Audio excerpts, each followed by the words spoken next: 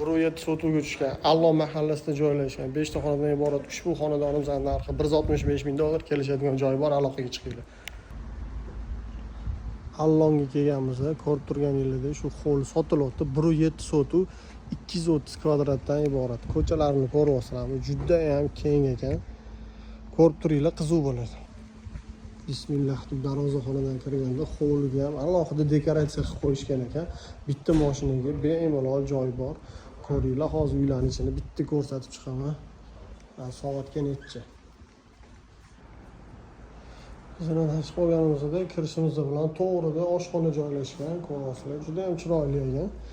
Remontlari tayyor holatda. Bu zal qismi birinchi qavatdagi. Общий kvadrati 230 kvadrat.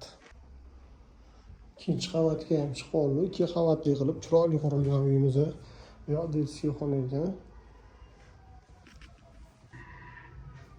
Ikkinchi etajdagi zalimiz, yonida shunday spalni joylashgan ekan. Родительский spalni o'zini sanuzi bilan dushovoy qilingan. Xo'sh, narxini o'ylab turinglar. Zo'r narxda chiqqan o'zi ham hozir aytaman.